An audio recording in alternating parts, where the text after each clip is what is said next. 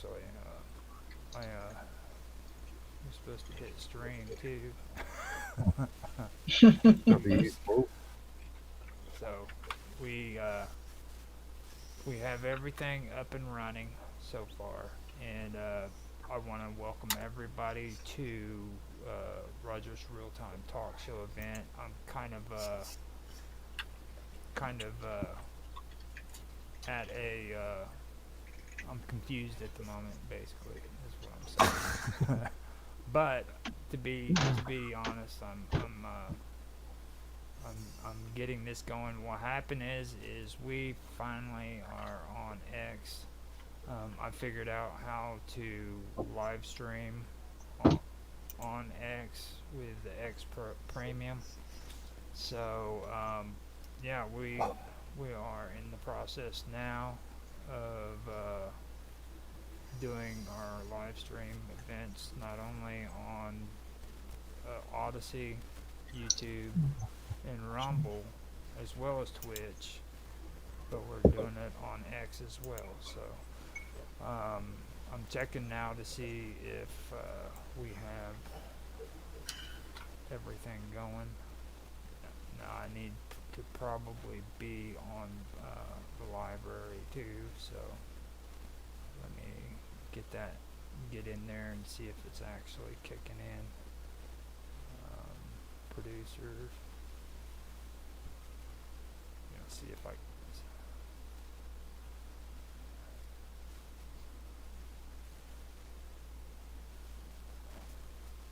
Yeah, actually, it's supposed to be going right now. You there, guys? Everything went quiet.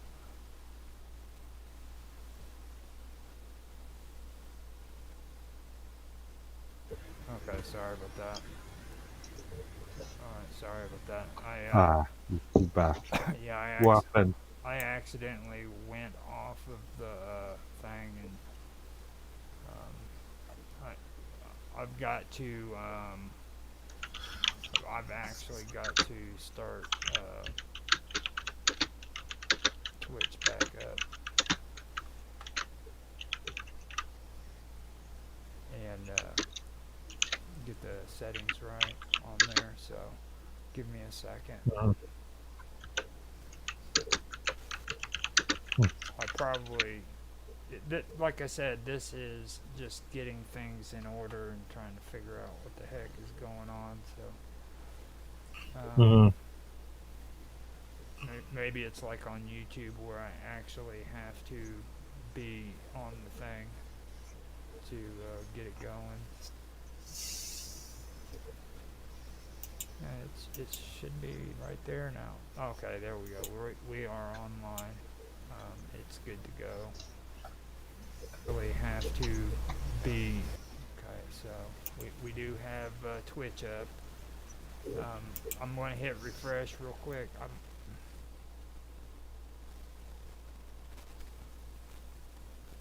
Okay, so let's go back in. I'm going to hit refresh. Oh, yeah, he's going to refresh there for. Okay. So we are good to go. So. Okay. And we are streaming. I have the stream in front of me. I'd like to welcome everybody to Roger's Real Time Talk Show event. Like I said, this is a special event because we've actually started. And I wanted to say this on live because this is not only for me, it's also for you, Bob Dub. She's off the thing now. But earlier I had done a project for her and she paid me for it, so I wanted to let everybody know that I decided to invest that money into getting X Pro so that we could actually turn it into something that would make money for us. You know what I'm saying? And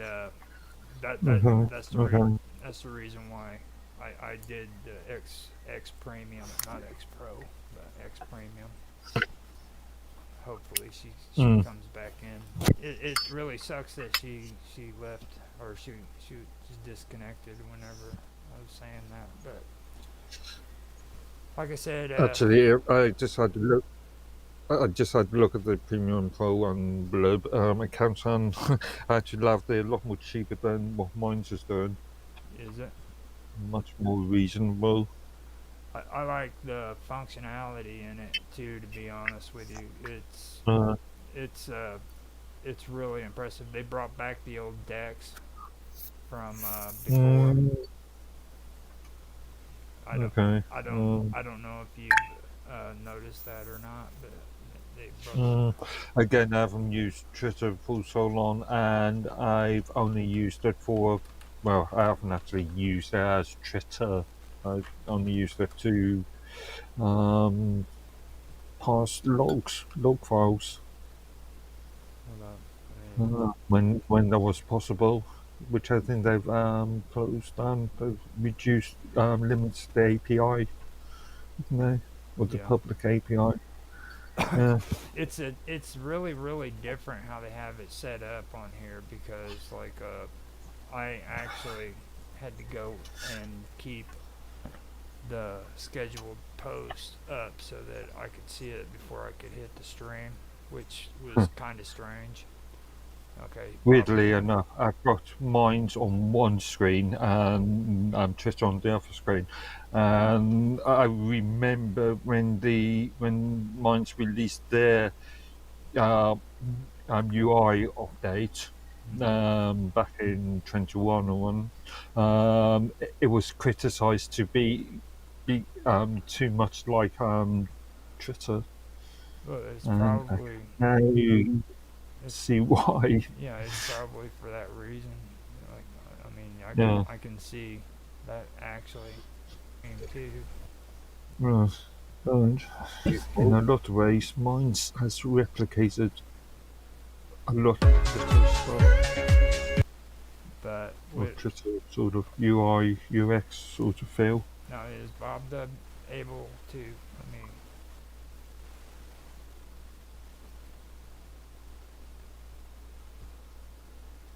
or Twitter sort of. yeah. Maybe No, not. no, Bob Dub. I don't know if she can talk or not yet. She's no. sh- The hit refresh on your browser real quick, Bob Dub. Which means I'll be disconnected from AirPods. She's Hmm. Now, with this is going to be a good episode. We're actually getting into the part that I actually like to talk about. We can go over a little bit of classical conservatism too, but this is where we start talking about or traditional conservative is the way they usually pronounce it, but this is where we start getting into more of the classical liberalism. So I think that's where a lot of this is actually going to get interesting. And the weird part about this too is that wait, yeah, there we go. Invite as speakers. Yeah, I'm gonna approve. Oh wow, they have me approving people, dude. That is crazy. Okay, I had to actually literally just approve you to be speakers and co-hosts. Hi, can you hear me? Yes, I can hear you. Can you hear? Okay, that worked. Okay, I can hear you. that was weird. You missed it too, but I'm gonna say it again. Um, the reason why I ended up getting X premium was because earlier this year you gave me some money for doing a project with you, and I told you I was going to try to invest that instead of wasting it on something. You know what I mean? And this is what I decided I was going to invest it towards. Okay. Wow, I'm so happy that you did that. Well done. Thank you. That's a brilliant, brilliant decision in my opinion, Roger. Okay. Thank you. But Thanks. it's like I said, whenever it comes to this kind of stuff, I'm not going to play around with it. You know what I mean? If people do, well, heck, he's a listener. this is crazy stuff. Weird. Yeah, it really is. Now he'll be in here in a minute. I hope. It was like I was telling him. This one is going to get kind of interesting. I like it because we have or we can go a little bit over like the traditional conservative and conservatism and stuff like that. But at this point, this is where we start getting into classical liberalism, and uh, Mhm. and I found out some pretty interesting stuff about this stuff too, which actually for me it makes a lot more sense about what kind of stuff is going on today, and you know what I mean, in politics and everything. So Excellent. it really is interesting, to be honest. It's really interesting. It's so good to have a background, I think. So often you come to these things and you're like, how could this be happening? But when you see where things have come from, you're like, oh, now I get it. hmm it's insane. Yeah. I went ahead. He came in as a listener, and I actually just invited him to be like a speaker and stuff. Like Aha. Okay, there we go. there he is. There we go. He's there. Yeah. Okay. When you come in, when you join, what I've just discovered is that when you join as a listener, then you have to click on your little microphone symbol, and then it says request to speak sent. Okay. Yeah. But there aren't any instructions for that. But if you just sort of like randomly click it, then it says, oh, request to speak. Okay. There we go. Now we just have to wait for Mark to figure out how to unmute, and we should be good. Unmute.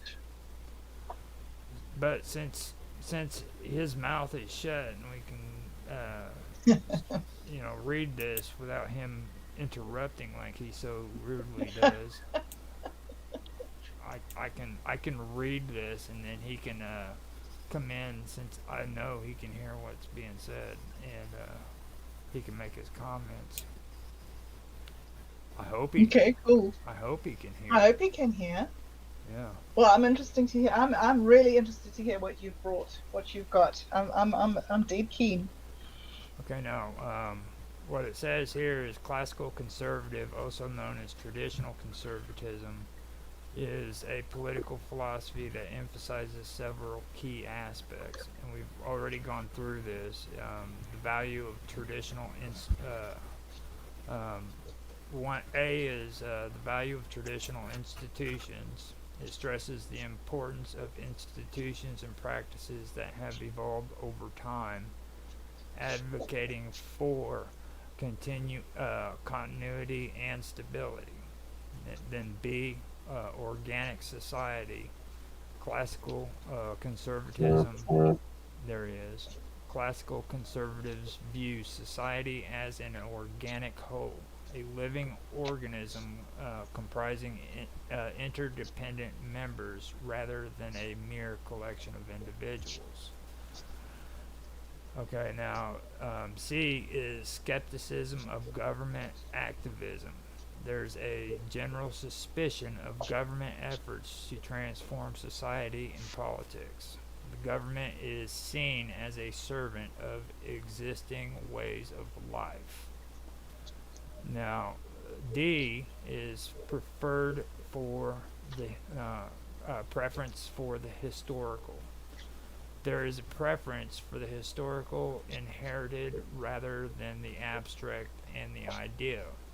This includes A, focus on nation, culture, custom, convention, and tradition. Now, E is religion, faith, natural law. Many traditionalist conservatives embrace high church Christianity and other faiths, believing in the guidance of transcendent moral principles and natural laws. Then F is hierarchy and authority. Leadership, authority, and hierarchy are viewed as natural and necessary elements of human society. Then G, practical reason over a theoretical reason. Practical reason is regarded as more important than theoretical reason, emphasizing experience over abstract reasoning. So there's a couple things right there that stuck out to me, that I really did notice that's kind of important. I think the first of all, there are good things out of this that I do agree with. It says it stresses the importance of institutions and practices that have evolved over time, advocating for continuity and stability. Now, Mm. I do agree with that. I believe that decisions should take time to be made rather than being made off the cuff. You know what I mean? Like, people should take time to actually think about what it is that they're making into a law rather than just get together and come up with freaking ideas and throw them together and then everybody votes and that's it. So Mhm. Mhm. I do kind of agree with that. Now, they also talk about society as an organic whole, like a living organism comprised interdependent members rather than a mere collection of individuals. I kind of go half and half on that because I know what they're saying there. They're like, that's what separates conservatism from classic liberalism.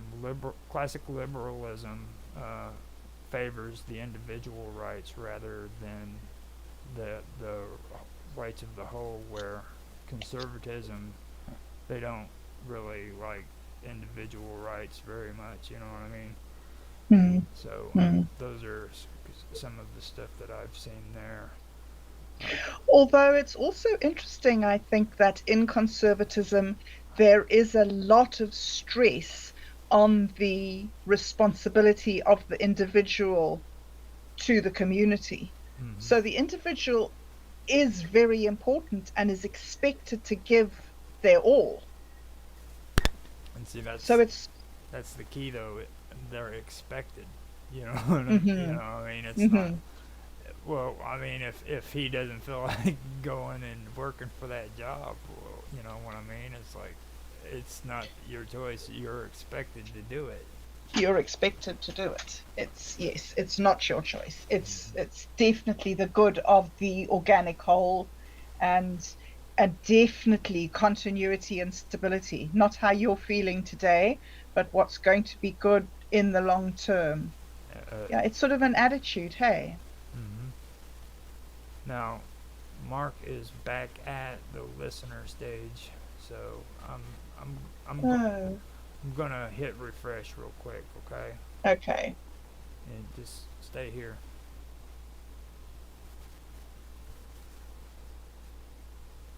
So yeah, there you go.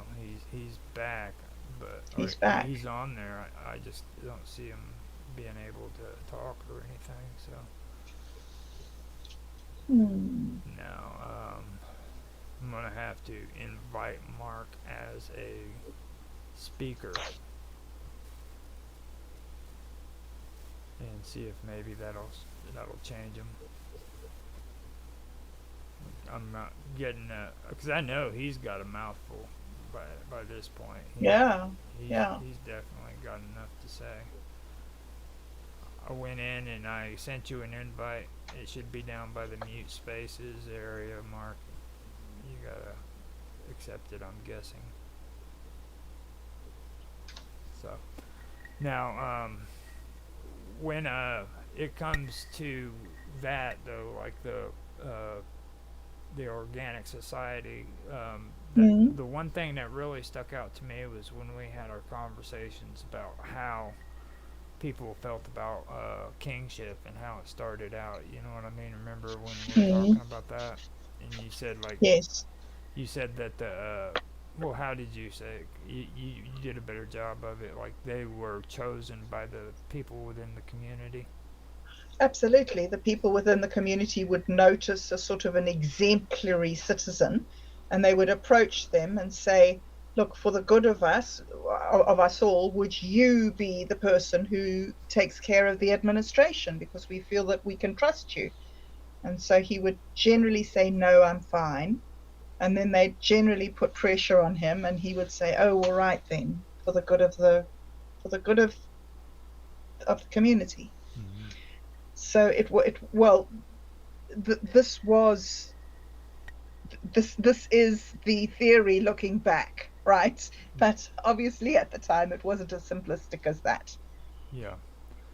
I mean, I can see the conservative views when it comes to that. That's probably where that whole idea came from, is because of the conservative views when it comes to kingship. Um, Especially now that I've read most of this stuff, and like the first time I heard it was on a documentary that they were doing. Well, it was about Right? England actually, and they were mentioning it on there, and I thought that was interesting. And then after that, I actually heard you talking about it, so it really stuck out to me whenever you mentioned it, because that actually is something that I have heard. Hmm. So I think it comes along with the belief in the hierarchy and leadership and religion and the natural law. You know, you sort of have this belief that there are different levels of achievement. And so it makes sense for you that each person achieves what they can. So the butcher is the best butcher that he can be, and the farmer is the best farmer that he can be, and the king is the best king that he can be. mm-hmm. So it's sort of, part and parcel with this organic whole idea.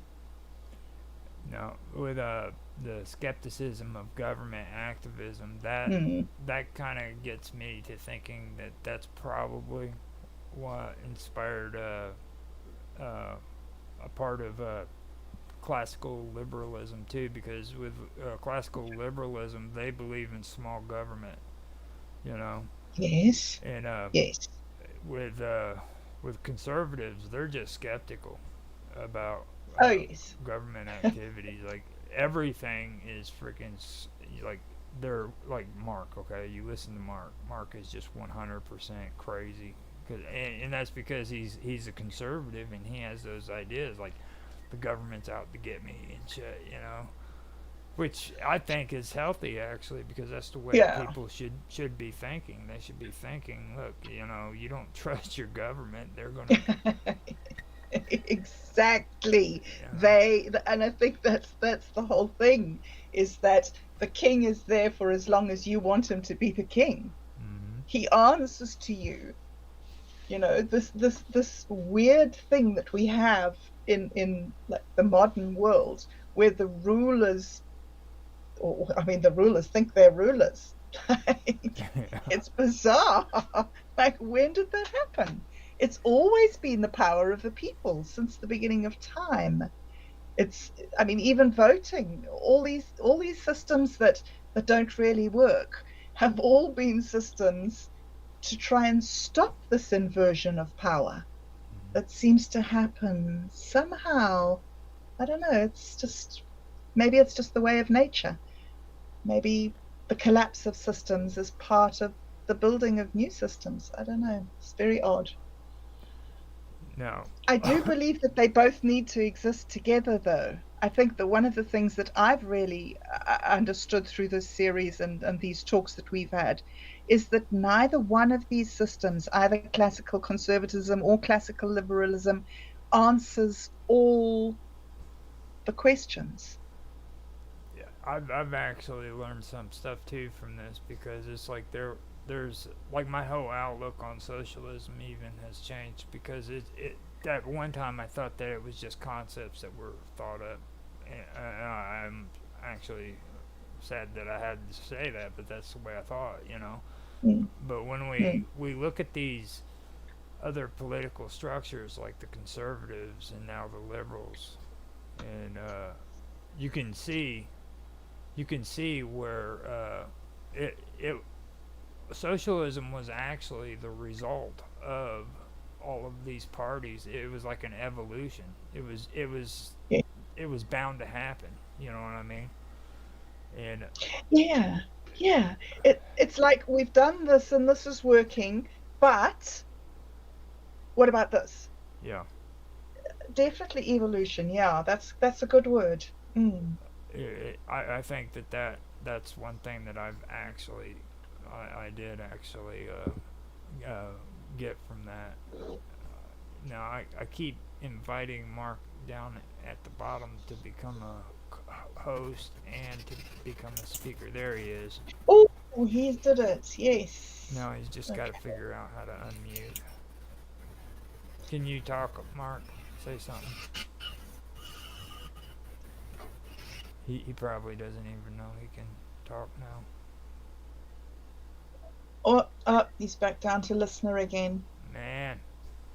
Well, That's so odd. yeah, I wonder what's going on there. it's probably it's pro- it's probably this program. Like I said, it's not really all that great, but Mm. but we can get it going. Let me hit refresh real quick, and I will be right. Okay, cool. I'll be right back in.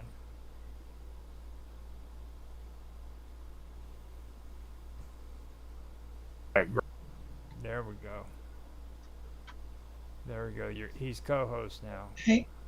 Oh, good. Now Well, that's good. hopefully he can speak. Now Hey, Mark. he's on mute. There he is. He's back. All right, we got you. I can see your bar now. Now we've had a good conversation. Don't touch nothing. You're right where you need to be. Whoops, his bar's gone. Whoops, I, he's back out at listener. yeah. I think he Hmm. keeps clicking stuff is what it is. I have issues with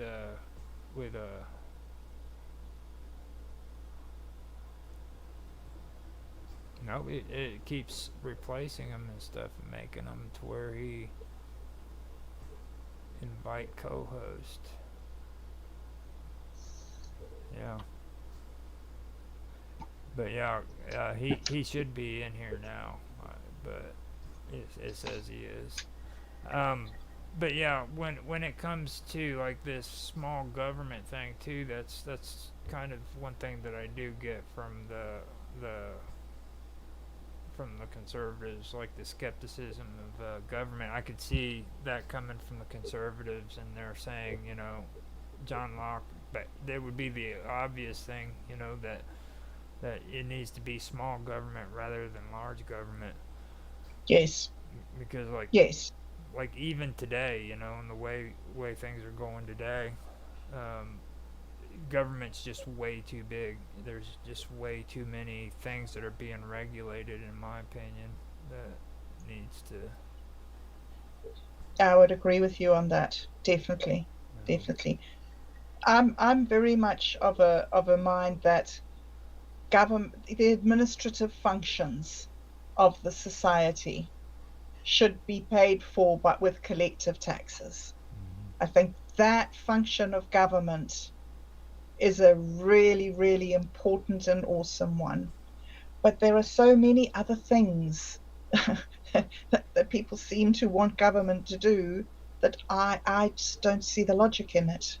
Just Now, when it comes to taxes here in the United States, mm, at one time, it was you were taxed for goods and services. Like if I go down to the store and I buy something, I had to pay taxes for it.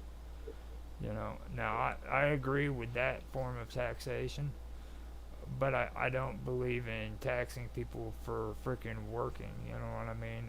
I think, oh you yes, know, yeah, and it's gotten so out of hand now that they're actually taxing people for their property. You buy this property, and according to freaking our Constitution, that's our property. We own it. It's ours. But now yes, now they feel that they need the freaking taxes for the property we own because we have to pay for other people's children to go to school. Mm. You know what I mean? Well, you seem to be also paying for other people's wars as well. It's just quite shocking how much money the United States is hemorrhaging, the taxpayer money that's not actually benefiting the citizens. No, it's true. It's, there's an amount of taxation that I think is really helpful. Although I've had this conversation with my partner who doesn't have children. Hmm. I say, well, we all put the money into the kitty and all our children get educated to the same standard and the same level. And he says, but I don't have children. Hmm. Why do I want to participate in that system? And I completely understand that. There is individual variation that is completely overlooked. That seeing that's the thing that I haven't.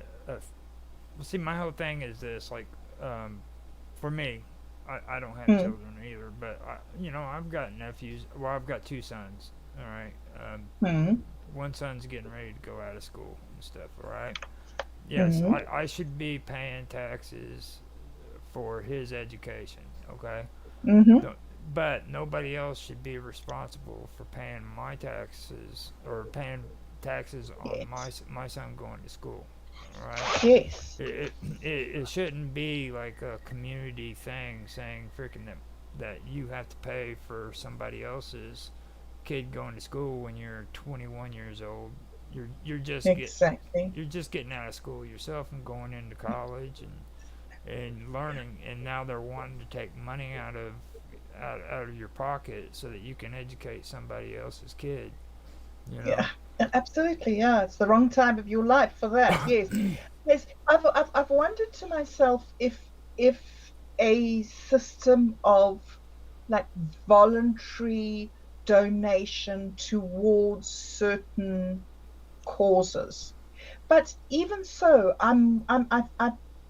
I've more come down on the side of private education or private health insurance or private pension schemes Hmm. rather than centralized ones. It seems to me that centralized things are much more susceptible to fraud. Well, I mean, the thing that I see is like it's when you take a look at like well, okay, let's talk about like these school shootings. Okay, Yes. everybody's having a big issue when it comes to these school shootings. And if you are honest with yourself and you look at it, you would understand that freaking these shootings are happening because you're forcing kids to freaking go to school who don't want to be there. Yep. Okay, Exactly. and more than that, you're also freaking threatening their parents that if they don't force their kids to go to school, they're gonna be Hmm. put in jail and given a fine for it. Yeah. Wicked. You Wicked. so I mean, that's the thing that really catches my attention. It's like freaking. First of all, most of the parents who have kids, the only reason why they force their kids to go to school is because the law tells them they have to go to school or they're going to get in trouble. They don't care about their kids' education. Yep. You know, Yep. they really don't. They just don't want to go to jail and have to pay fines because their kids out skipping school. Absolutely. But the thing is, we also do want children to be educated. Mm-hmm. So if the parents aren't going to put their children in school voluntarily, you don't want those children out on the streets causing trouble and throwing stones at cars. And I mean, That's it's a bit of a balance there.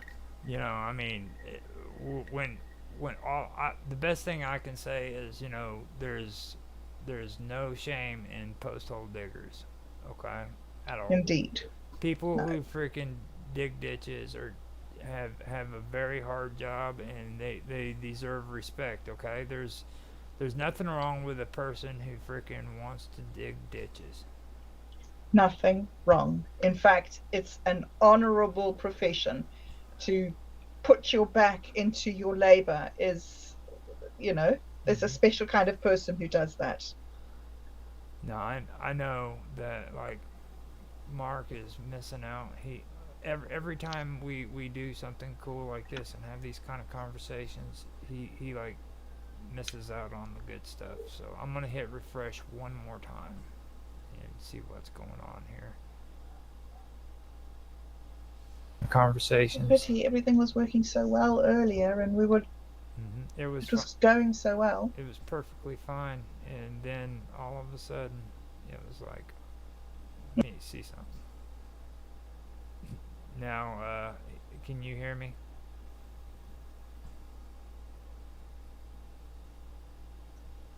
Yes, I can hear you. You muted me. Okay, yeah, I hit that on purpose. I was nervous about doing that because Mark did that early. That's when all the problems started for him too. Ah. So, but yeah, when Ah, oh, he started talking. Oh my ah, Oh, goodness. is he back? it's Yeah, working. Woo! you were Yes. you were able to hear all that, right? Good. Ye- the times when I wasn't refreshing the screen, but yeah, Okay, good. Because we were I got talking, most of it. we were talking Um, so much smack on you, dude. yeah, I noticed. We I were noticed. we were like hitting you hard, dude. Mm, And it's like there is no way I could have not taken advantage of that because like this is the first time I could talk shit about you and you just muted and couldn't say nothing. thanks. Hey, what's friends for, dude? Like seriously, high five, dude. So Yeah, well, so yeah, but it's recognized. So. give your feed on this stuff because we've actually started a good conversation here. Yeah, And some of the stuff that we've mentioned, if you can remember it, just let me know. but I missed most of your first part. Now I can go like a few. No, no, it's okay. Carry on. I'll pipe in. Okay, now when it comes to what we're talking about right now, it was more towards taxation. You know, and I brought up the example of like how the education system is like because freaking they think that well actually it started because of private property like here in the United States, man, we started out with taxes where you go to the store, you buy something, you pay taxes for it. And I don't think that it's right now that we have to frickin' pay taxes for frickin' our own property that we bought and paid for, which is actually Hmm. not constitutional. I think in the UK, it's you don't buy the property, you buy the land that the property is on. Well, kind of explain that. That's interesting. So I think that's the theory. You don't actually buy if you live in the building. So yeah, you don't buy the property, you buy the land that is the Okay. building is built on. I can include the garden outside. Now see, A car. Um, I actually, I've heard of that system. That's actually a good thing to bring up too, because I know they do that in Israel. And what is it? You buy the house, or you're actually now it. Whenever you die, does the land go back to the state?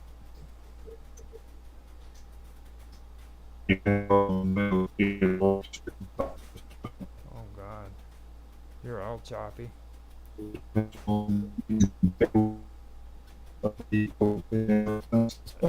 Adjust your earpieces. Can you hear me, Bob Dub? I can hear you fine. No problem at all, Roger. Just Mark. Now, when I was bringing that up with Mark, how do you know how stuff like that works over there in in your country? I'm afraid I have no idea at all, Roger. I don't know. That's mm-mm.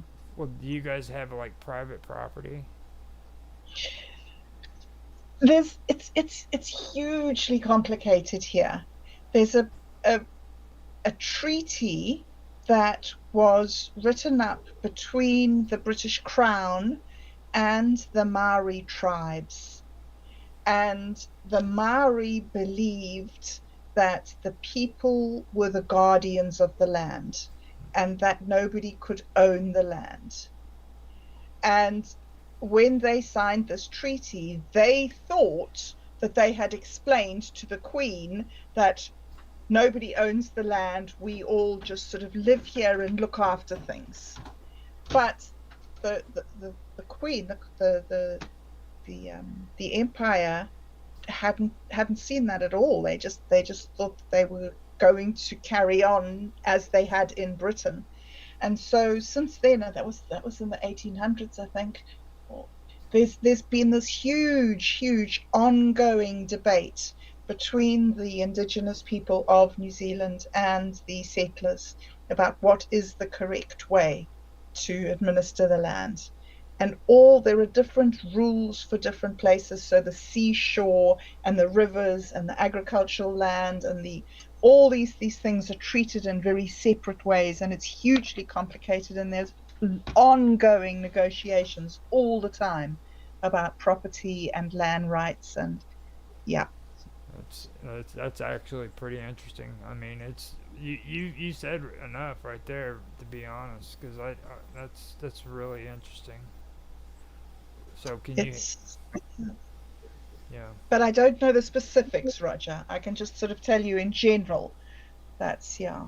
But that's. I mean, I read this stuff. I'm just doing it for a talking piece. You know what I'm saying? We're sitting here having a conversation.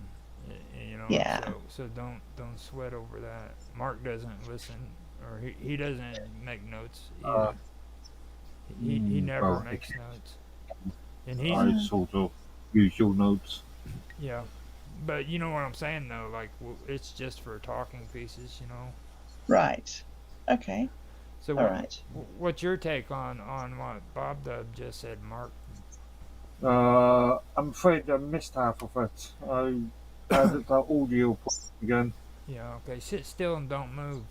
Don't don't move at all. Try and move as little as possible, but yeah, this X Twitter's thing doesn't work. Yeah. It sort of works. Well, we're getting you, so let's just be grateful for that and say something before we lose you again. Okay. With Yeah. with private property, where you were at right there, um, kind of expand on that some. I think from what I've heard, Bob Dog explained it well. Now, Um, is that the way it is there in your country in England? yeah, yeah, yeah, yeah. I believe, yeah. So the land could be confiscated by the state, in theory, and you could buy back from the state. Okay, so each generation has to buy back the property that their parents Not had. necessarily.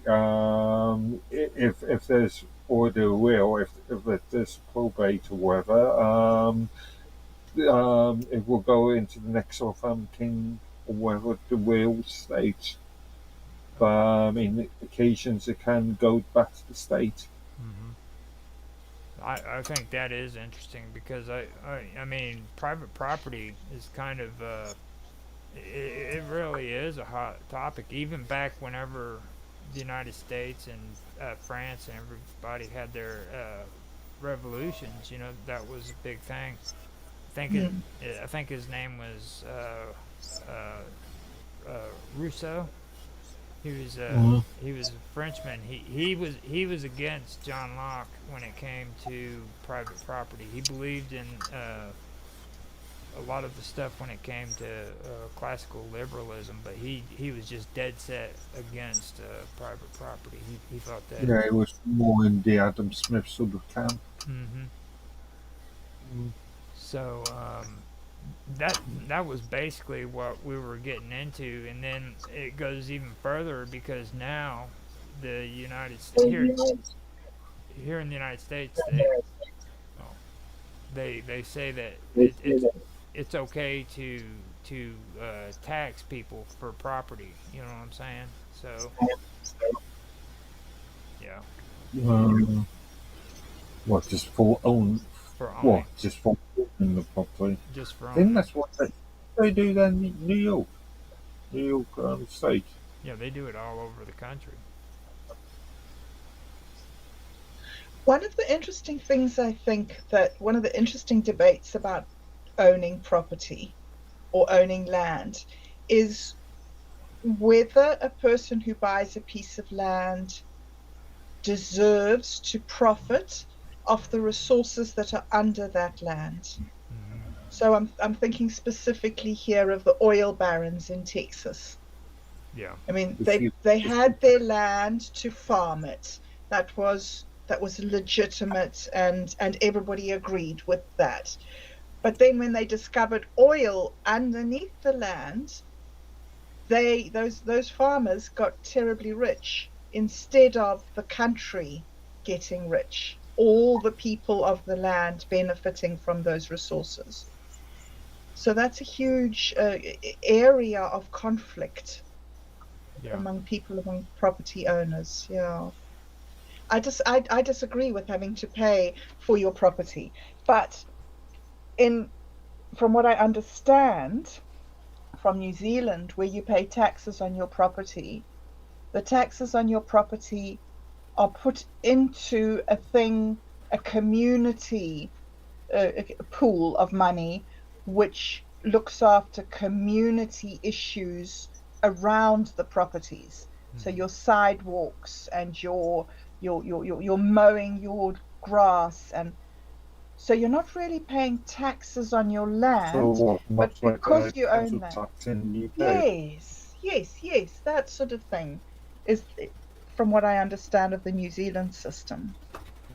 Well, You we're set up to where it's supposed to pay for the sidewalks and Mm. we're supposed to do all the city maintenance and stuff like that, and then the educational system is what it's all about. But here in like my local town, okay, we don't have sidewalks except for on Main Street. All we have are old sidewalks that are left over from back in 1955, you know what I mean? And their idea of Mm. repaving a road is throwing gravel down and hitting tar with it, you know. So that Yes. that's the gist of my town. We've got no, three roads that are actually properly paved, and Gosh. it's on a state highway. So the state highway freaking comes out, and they're the ones who actually fix the roads for Main Street. Where we live here, we live about 20 minutes outside of the main town. So and the main town is right at the harbor.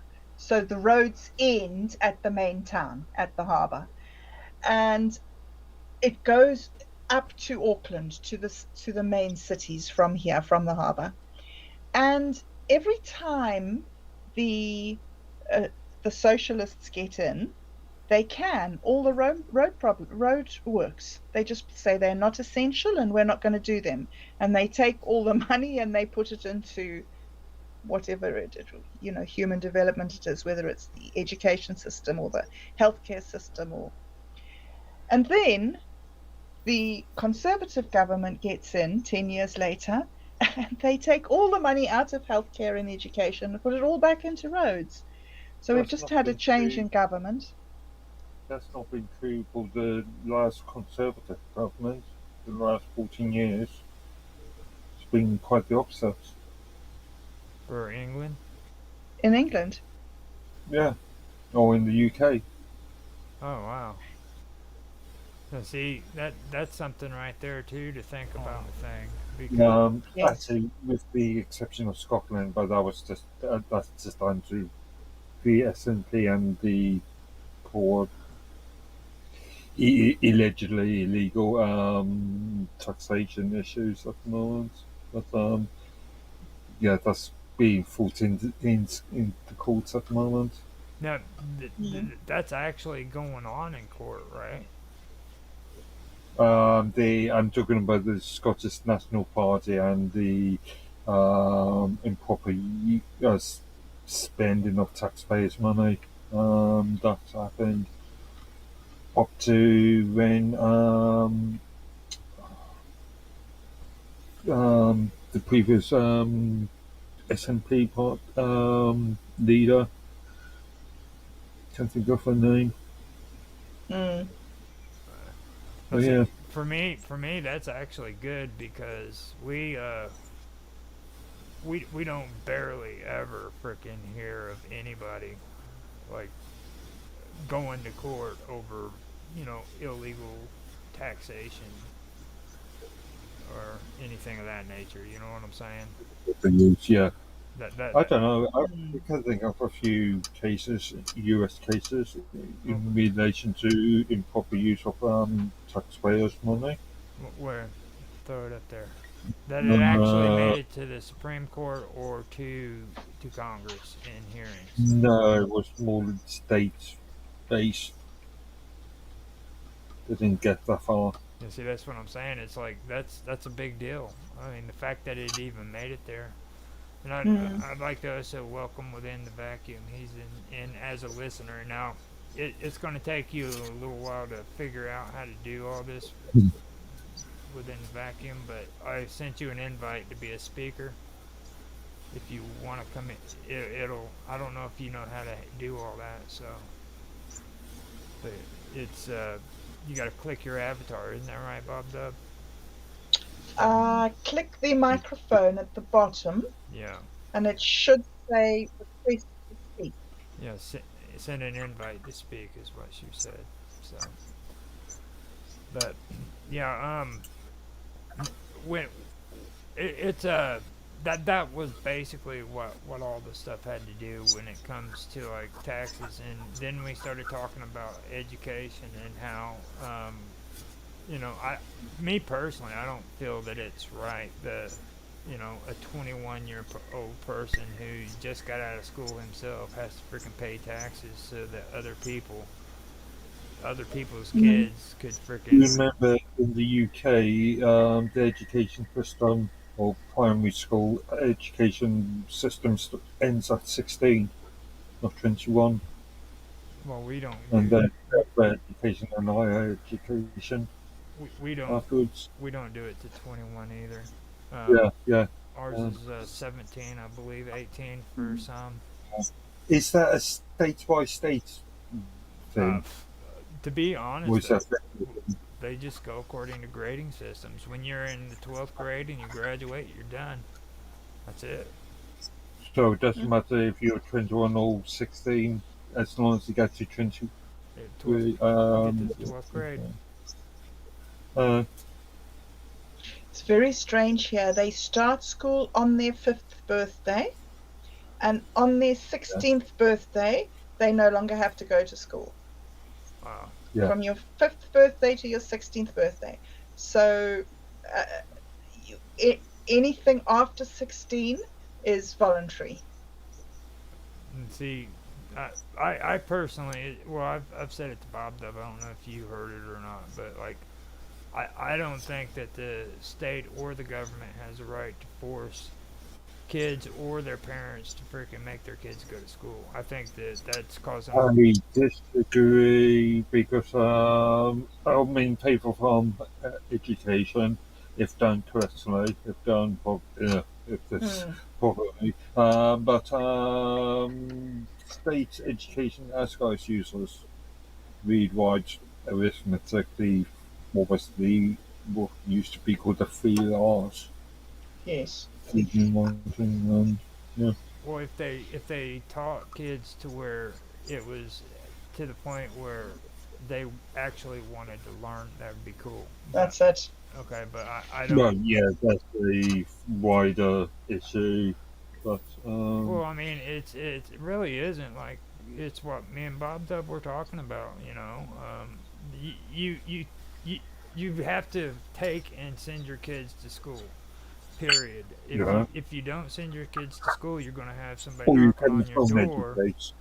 You can home educate. In the UK,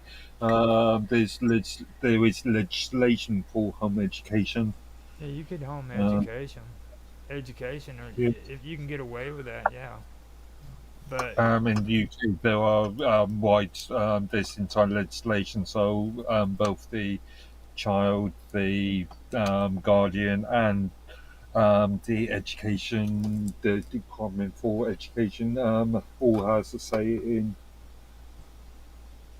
um, the, the child's education.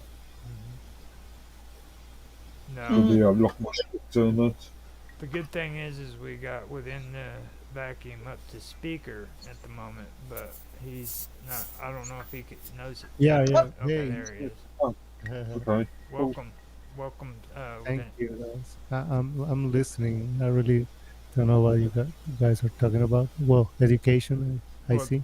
it's more of a political history kind of thing, and we don't really get into like the name bashing on political parties and stuff like that. It was more of the serious political conversations. You know what I mean? Mm-hmm. So Mm-hmm.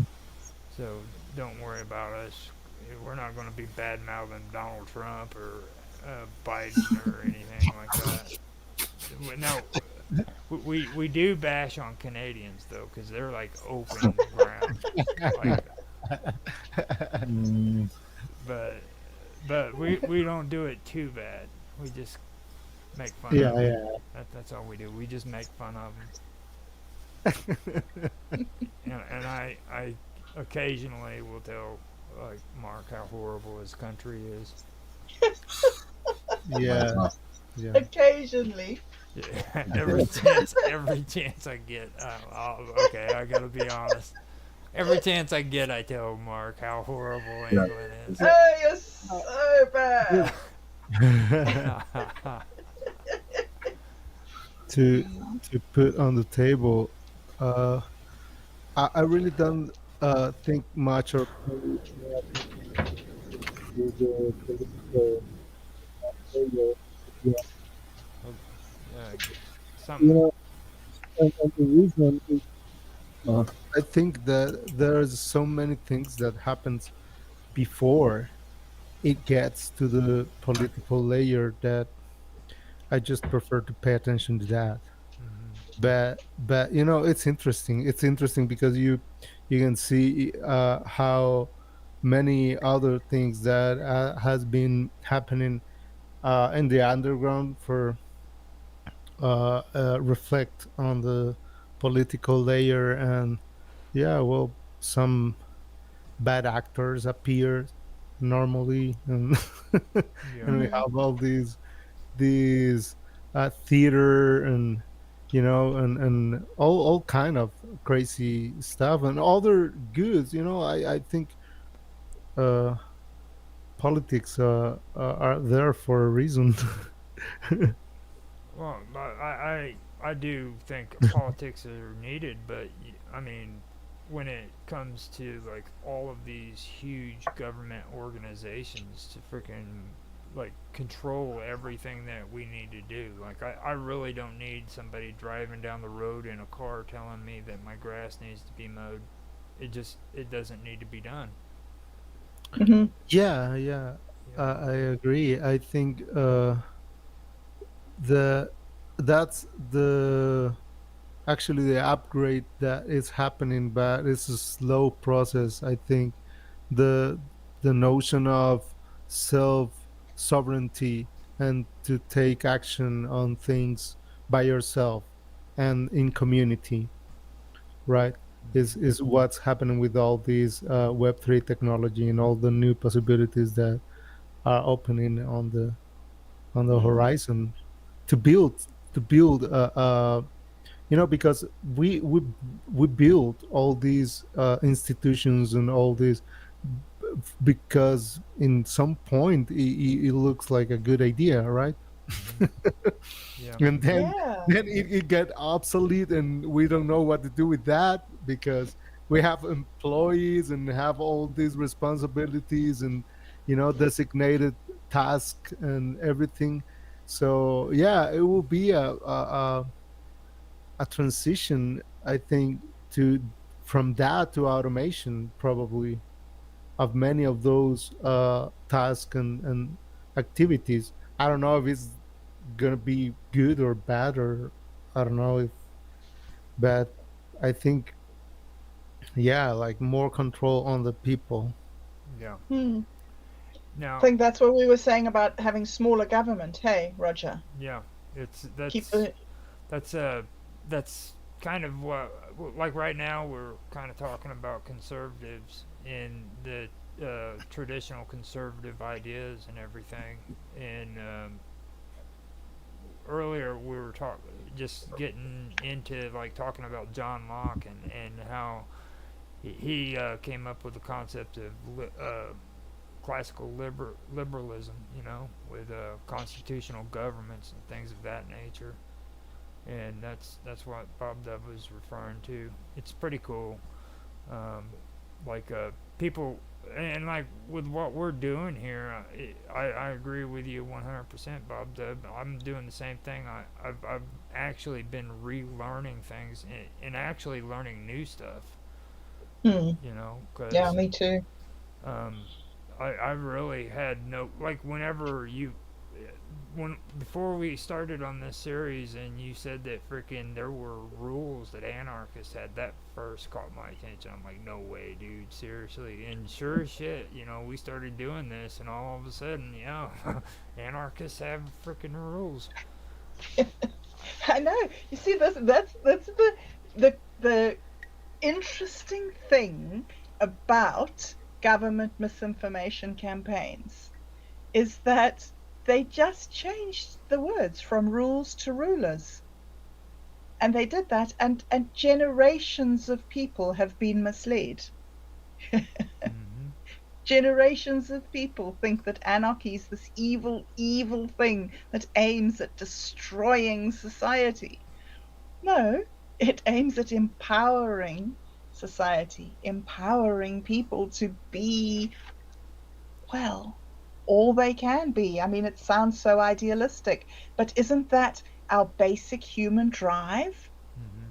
Isn't that why we built society? Was to serve us, not for it us to serve it. Now, I really wish Mark's audio didn't mess up, because I, Yeah. like this area, when it comes to conservatism, it kind of disturbs me, because like I Mm-hmm. really didn't have a real clear concept of what conservatism is, and Mm-hmm. like the the elements that it really involves in, it's really close to like national socialism, you know what I mean? And like there's a real fine line there, you know what I mean? And like if you pay attention to a lot of this, you guys were having the conversation before we started streaming about borders and immigration and shit like that. And like if that's not kept checked, that could actually go into a bad area, which would lead into national socialists, and uh, Yep. you could have a whole bunch of new age freaking neo Nazis running the streets, creating We some could. creating some really bad situations. And you can see that, like I've actually watched some uh, footage that Mark suggested to me. One of them, you can see that on that one. And I've listened to a lot of other freaking commentary in a lot of the colonies as well, and it seems to be prevalent everywhere there, and that includes Canada. And then like here in the United States, it's just saturated. I mean, Mm. here, I mean, it's just really, really saturated. And the weird part about conservatism is there isn't anything written when it comes to traditional conservatism that even mentions immigration whatsoever. Hmm. Okay, at all. The only the, Interesting. yeah, the only thing I could see it being a part of is socialist. The socialist side of things, and that's actually one of the issues that freaking led up to World War II was because of borders and the whole old saying of if you can't speak our language, go home. You know, Yeah. because that. Which I think comes back down to what I was saying before about resources, but instead of resources at an individual landowner's level, it's resources now at a country level. Like this is our country and this is what we've got here, and this is enough for this many people. We don't want more people. Mm-hmm. I think it's related to the way the system was built. It's focused on competition, and competition because, yeah, because resources are scarce. There's a scarcity of Mm. resources. So I think pretty much everyone burn into this system. It's programmed to think about resources in that way, Mm-hmm. right? Mm. And to compete with everyone that threatens that security, right? But yeah, it's complicated, and and it creates It really is complicated because does a country deserve to keep the resources under that country? Or are these resources global resources of planet Earth that should benefit all the inhabitants of well. planet Earth? I think intelligence is what we are building also, right? To be able to manage that amount of data, and yeah, Yep, also yep, Internet of Things and yep. blockchain and all that is will in certain point it will gives us the opportunity to measure and to act on the resources of the earth like more intelligent, in a more intelligent and holistical ways, thinking about the Yes. whole globe, right? Yeah. But only if we allow ourselves to adopt those types of thinking. Because there are other people who are like, no, those types of thinking are going to destroy everything that we've ever built. And, you know, Well, it's also because sometimes it is focused on cultural differences, and it's just mm, technology, it's just intelligence. It's about survive of the Yeah. species. It's Right. about the I species. agree. I agree. It's not Yeah. about anything else. It's about, yeah, surviving. Mm, And the thing too though that when it comes to this border issue that got to take into consideration. Now you remember when me, you, and well, I think Mark might have even been there when we were talking about Shakespeare, and mm. and I talked about Venice. Venice. Okay. Yes. Now, me and Mark have a little split of opinion, but I think he's wrong on this, and I'm cool about saying that because he's not able to talk right now, which is awesome. But see, conservatism, class, traditional conservatists, they uh, they agree with the monarchy that that they understand that they can't have a monarchy, imperial government anymore, Mm. but they still want that government. They still want the idea of kings and queens and dukes and earls and a hierarchy that they can follow. Okay. Now, Yes. the thing about that is so bad is when you look at like what we were talking about with Venice, they believed in creating a system where their people who had trades and skills were forced to stay within like communities, and they weren't allowed to travel abroad. And the There are re- trade secrets.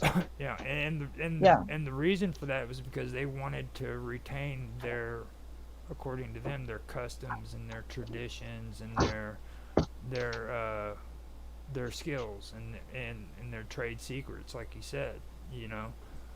Which in reality, what was really going on was they wanted to be greedy and they didn't want to share with anybody around them. Hmm. Okay, and that's something that I'm getting at with this conservative thing too. That's why it's so close, or it's so there's a thin line between conservatism and, you know, national socialist. Hmm. You know, because they come real close, and the way that you can really hear if they're actually conservatives or if they are national socialists, it's usually when they start breaking off into conversations about reform and about Hmm. things of that nature, and what they need to do, because a conservative doesn't believe that the government should be dictating all of this stuff. You know what I'm saying? Yes. So that's how you do it. And in one of Mark's videos that I seen, that's what I seen. This dude was doing great. He was sounding like a real good English conservative, but Hmm. about halfway through, he should have shut his mouth. Right.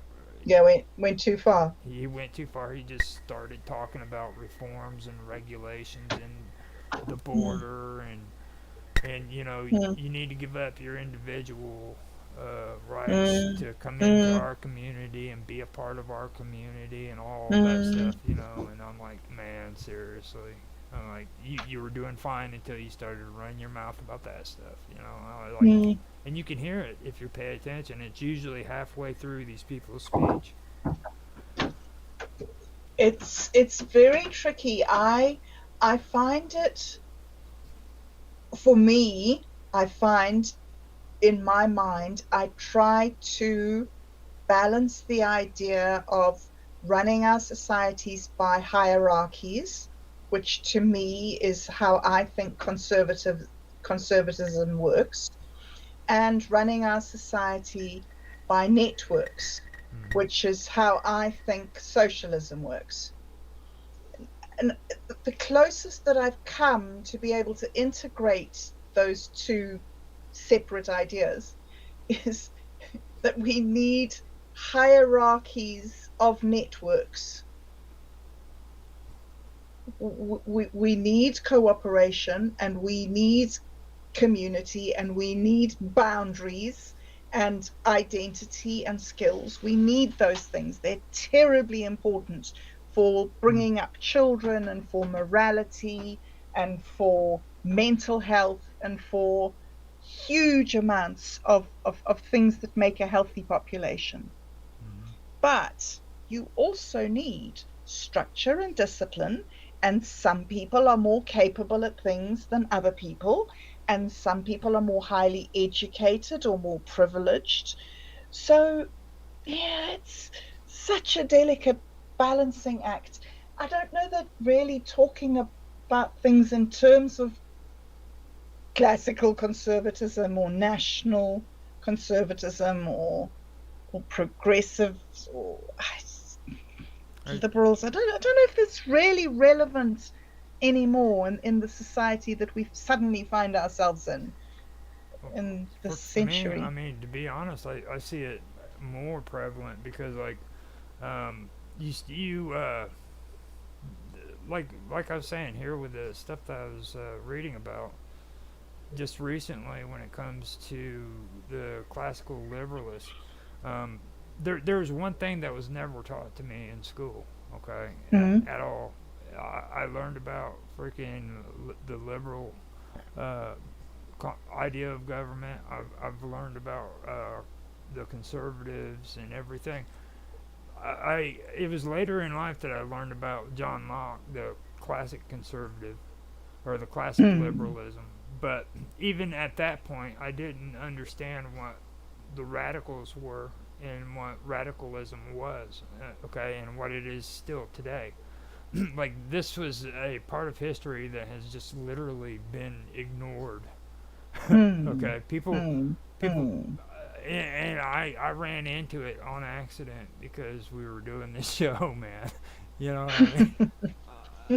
That's how I found out about it, and it was a very very strong movement that was going on back then, but you don't ever hear about it, you know, and that's the missing link for me. That's what makes things make sense when it comes to all of the things that are happening today. The stuff that's happening, like people are mad about woke and they're mad about the liberals and their civil rights movements and all this stuff.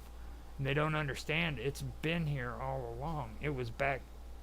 Yes, It was here all the way back when the Constitution was drawn up. It was hmm, during the French Revolution, all the way up until now. absolutely. The It's since the beginning of time. This is things that people haven't been able to balance. No, I mean as a movement, like Oh, oh, oh, oh, oh. the All right, sorry. Yeah. radicals, okay?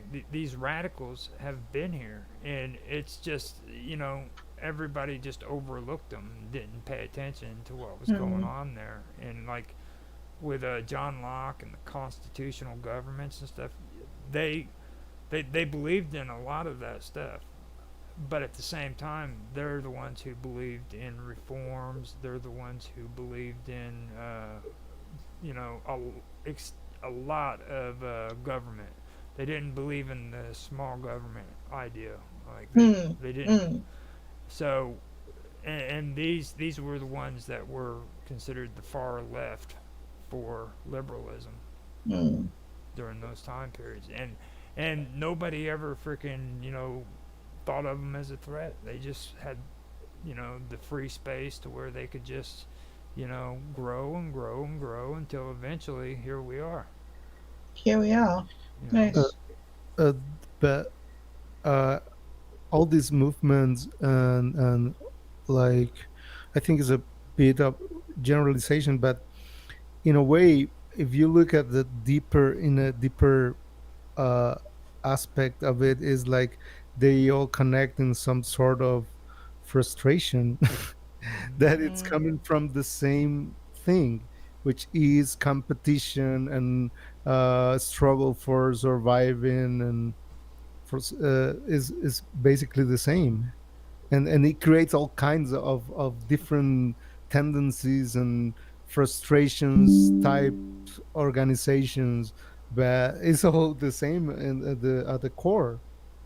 It's mhm. it all has basically the same root.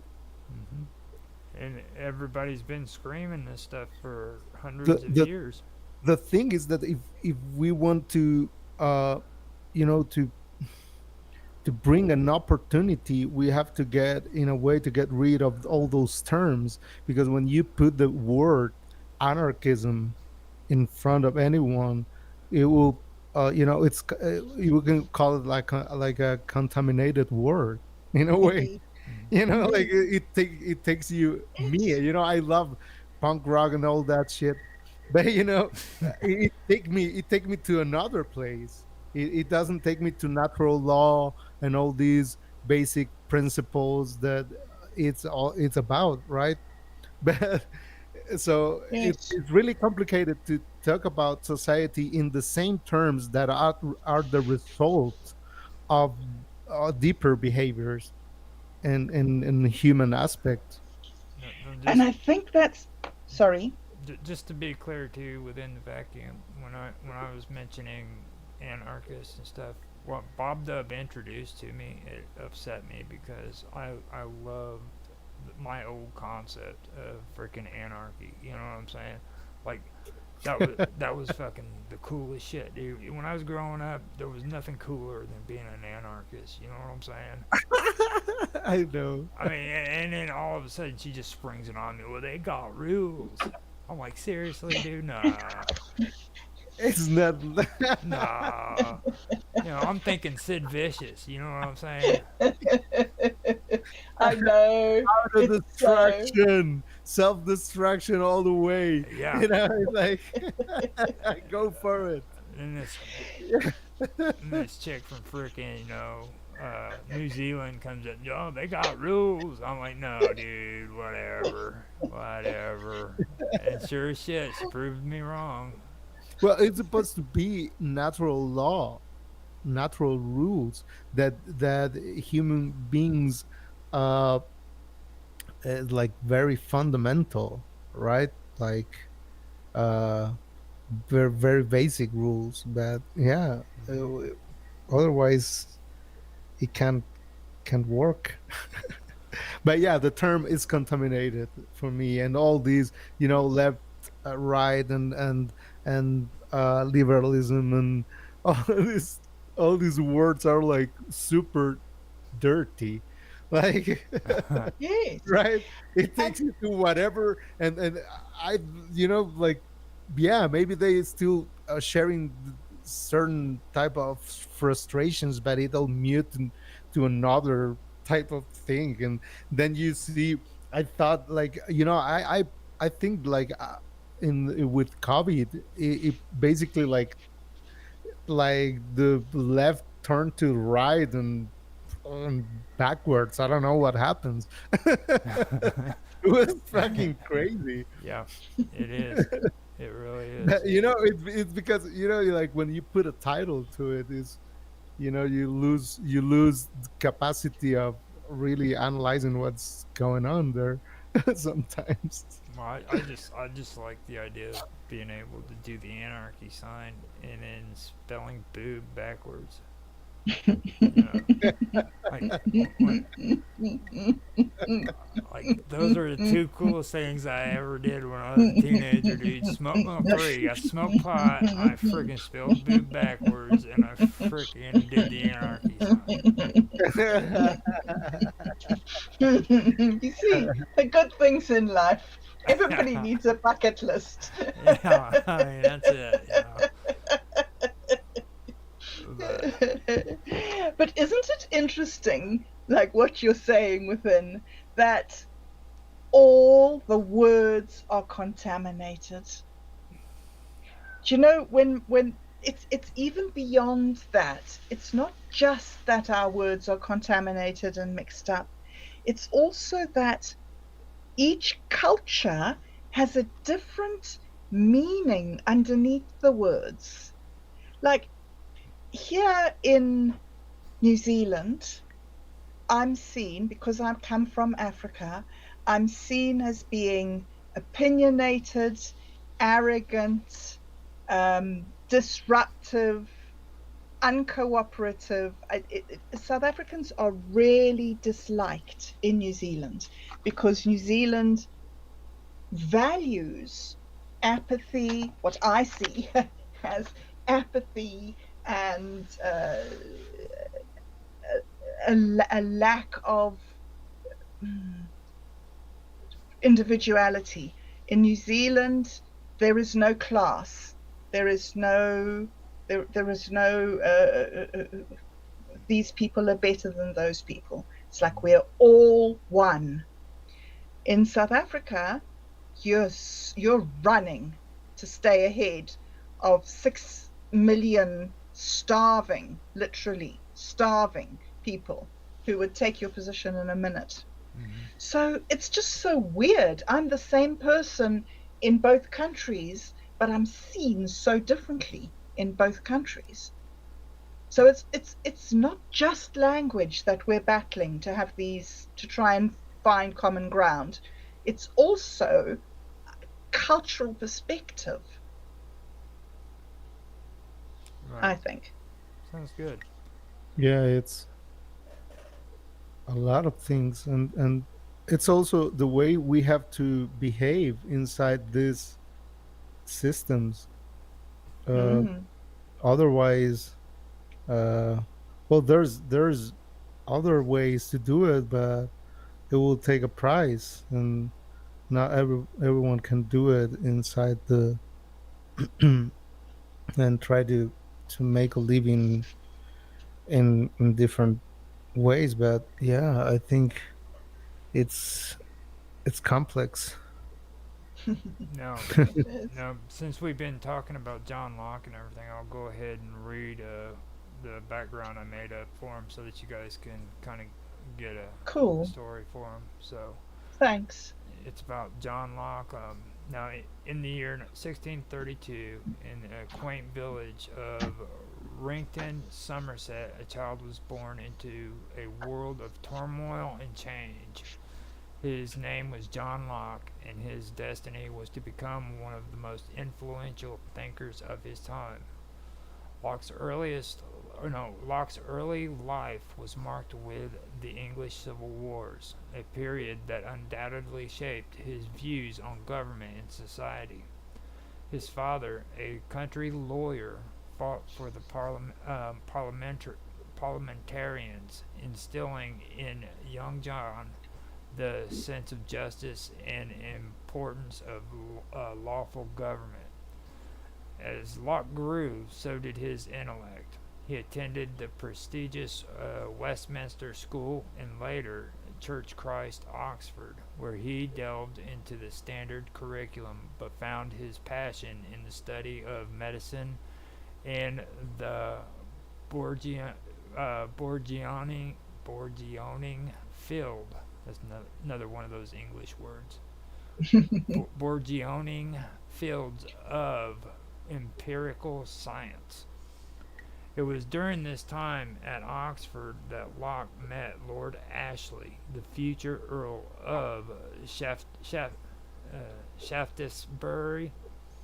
This meeting would prove fortuitous, as Ashley would become Locke's patron, providing him with the means to pursue his intellectual endeavors. Locke's life took a dramatic turn when he became involved in the political machinations of his time. He found himself in the midst of the struggle for constitutional government, advocating for the rights and liberties of the common man against the absolute rule of monarchy.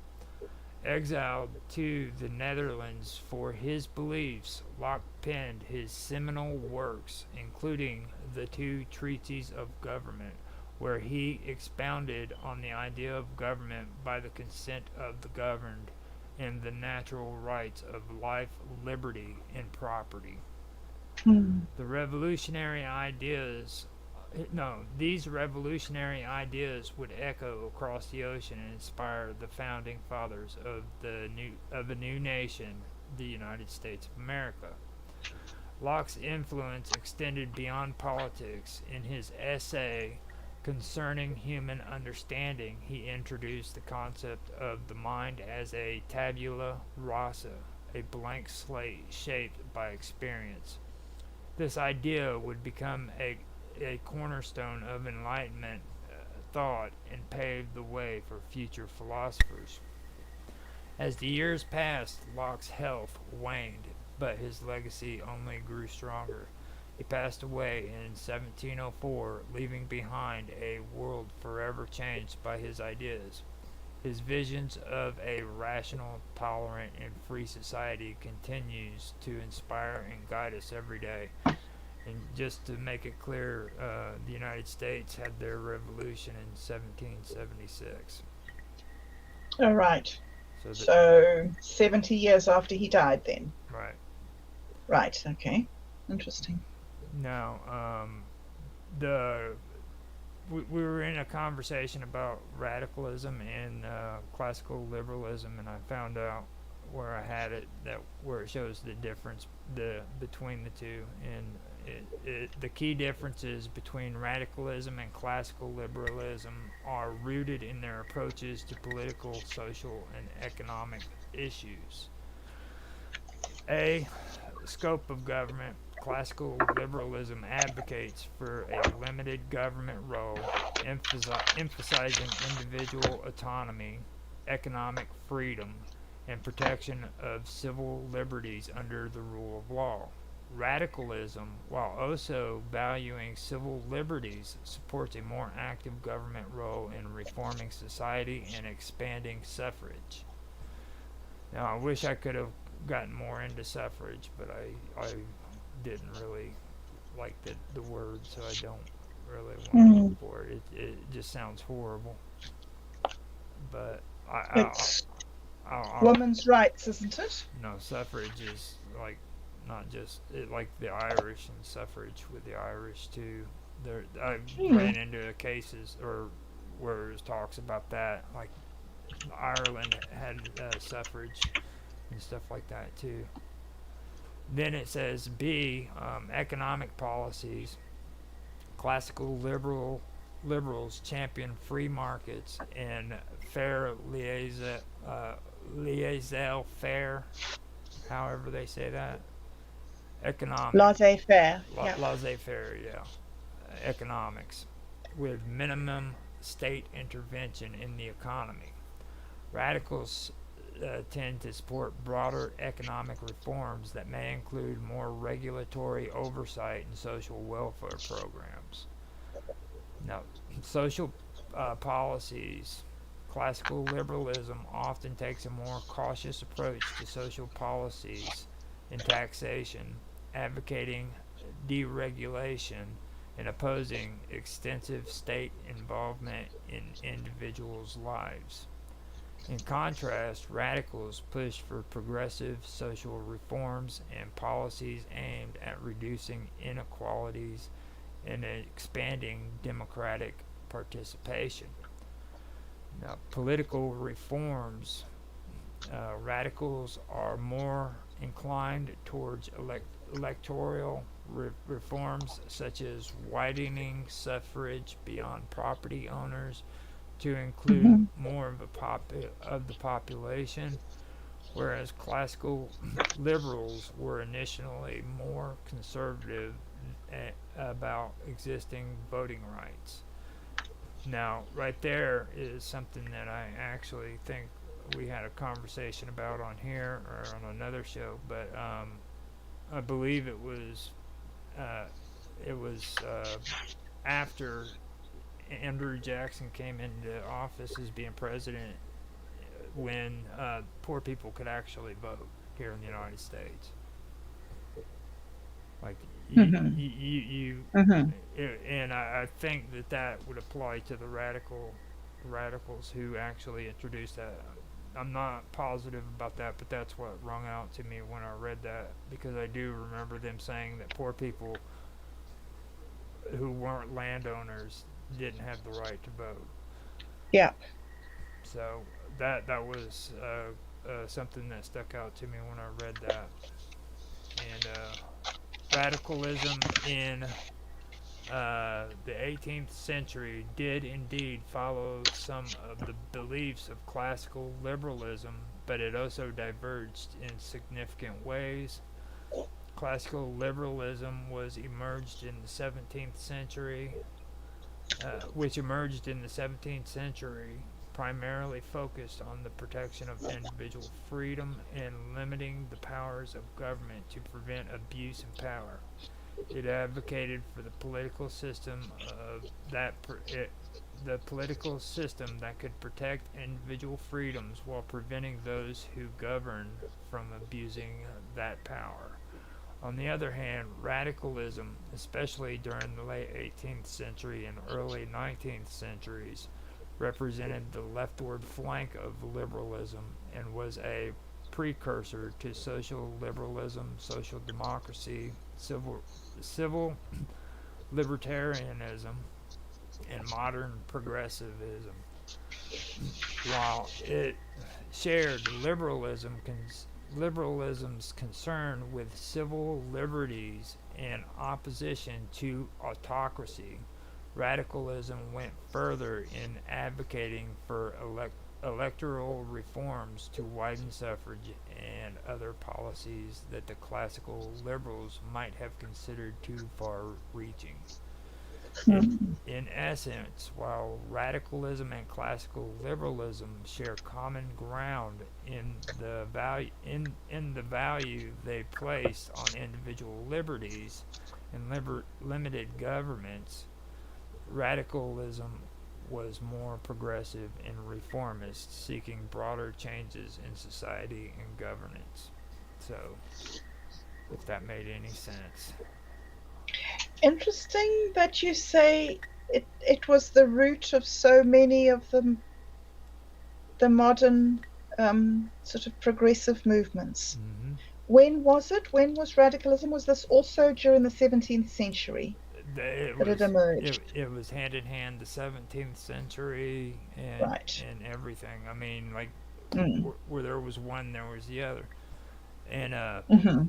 the weird part about it is like when we started having conversations about conservatism, and I ran across this whole thing about the radical movement during the time. Mm. I was starting up my live streams for video games, and I started playing Assassin's Creed Mm-hmm. Unity, Mm-hmm. Mm-hmm. and it was so weird because this game is placed in that time period in France, and like they had freaking radicals on there, you know, and like whenever you run into them and you get in a fight with them in the game, man, they look at you and they go, "You conservative, I'm gonna kill you."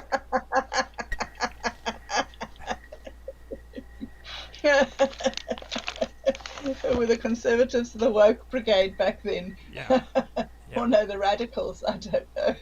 Funny. The radicals and the conservatives did not get along, I take it. I still had to do Yeah, more research on that, but I think that they didn't like one another very well. So, very interesting. I suppose there's always been a left wing and a right wing. hmm yeah, that's the thing that stood out to me too. And another thing that really flipped me out was when they, like, you know how we were talking about anarchists, and then like Mm. that branch of anarchy that you said, if it has the name at a name at the end, it doesn't. It's not real. Oh, right. Oh, yeah, no, I say that all the names that are after anarcho are Yeah. not real. When it, Yeah. right. No anarcho communism, anarcho monarchism, anarcho capitalism, anarcho socialism. I don't believe in any of those anarchos. Well, like right here though, they got civil libertarianism. Libertarianism. Yeah. Okay, that would be the same thing as what you're talking about right there. Yes. Yes. You know, Yes. like Yes. civil libertarianism. You know, and when it comes to like all the stuff that we've been having going on in the world today, like the woke movements and freaking things of that nature, with progressiveness or progressivism, you know, Mm. for me, I still believe that these are just names that were changed as time went by. You know what I mean? Like Yes. at one time they were named something else, and this right here kind of opened me up to a lot of things, like a missing Mm. link that I did not, because a lot of this stuff is pretty confusing to understand. Mm. There's But just that's oh, go ahead.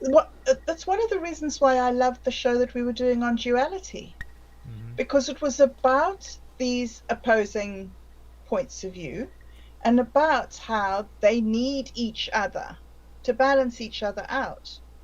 Nobody's right. It just is like this. There's this way of thinking and there's this way of thinking.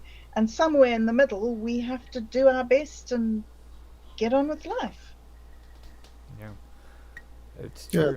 take a look on the other side and see what can you get from there, Mm, right? Like, uh, because from their perspective, they're acting on their best intention, right? Mm-hmm. So absolutely. it's happening everywhere. I'm thinking more about like practical changes or practical differences that we can achieve uh, as communities and that kind of stuff. Like I recently read about an article from Ted Gioia about the record labels that are right now buying all catalogs of music. Mm, So and they want it's full centralization of the value and all the the music catalog of these uh great artists. So now, for the first time, we can do the same and create a treasure of music and value, but for the first time, that is owned by the communities and Mm. by the artists actually. So that will create a really uh, great change, I think, Oh, in yes. how we manage resources and value and what we create as communities.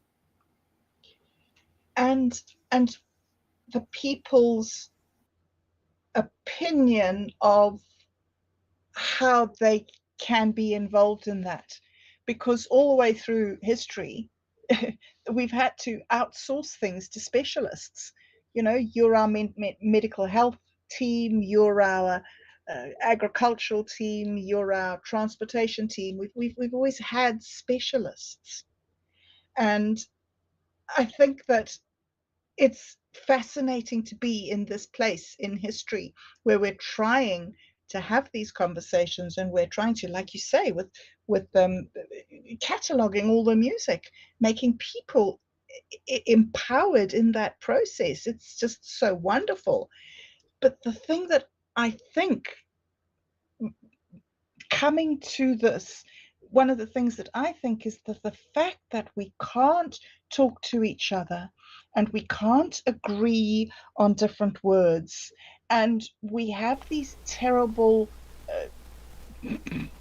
divisions of ideology, because I think that that brings disunity between us, and that stops us participating in wonderful initiatives like you've just mentioned with the cataloging the music.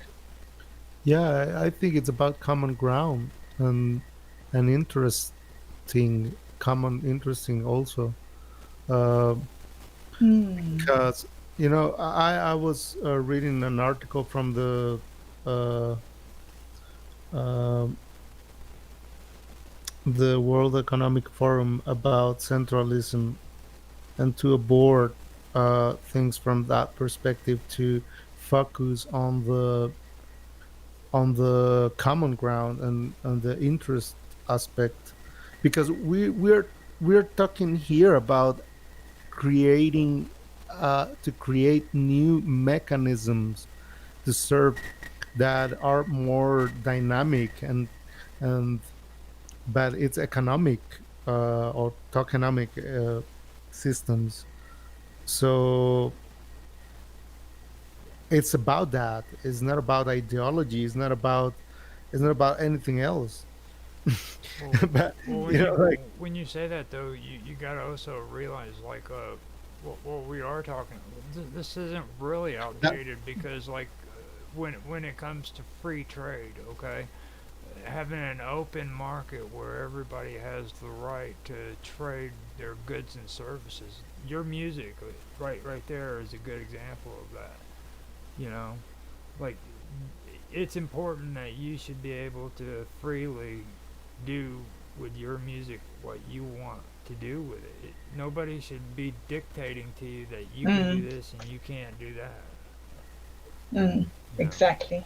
Yeah, and the thing is that that's why it's important to create options right? and diversity and to keep it open to review, so it could grow and adapt to different necessities and different perspectives, because that's the I think that's the magic of these all of these, that we can be creative, and we cannot for the first time we can create options for for a bigger uh, scope.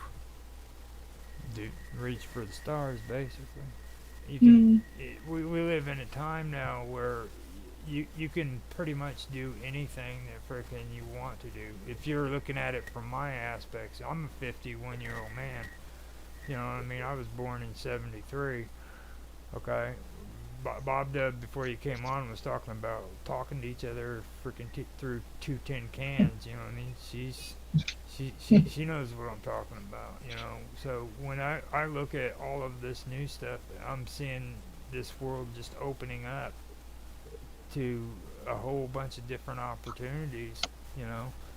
And the sad part that I'm seeing is the younger people really don't understand how much opportunity is being handed to them, and they're letting these organizations come in and dictate to them what they should and they shouldn't do and what they're allowed to do. Mm. You know. Mm. But naturally, those organizations are going to to lose force or and energy, because you can see what's going on right now with the national elections in the Hmm. states. Yeah. It's really uh I don't know what's the right word to that. It's like Nobody does. it's it's just the clear image of a theater. Yeah. It's a show. Yep. And that's why I was telling you at the beginning, like, okay, I don't really pay attention to that layer, because what's going on is in other aspects, Hmm. and what's getting there is already what has been decided before.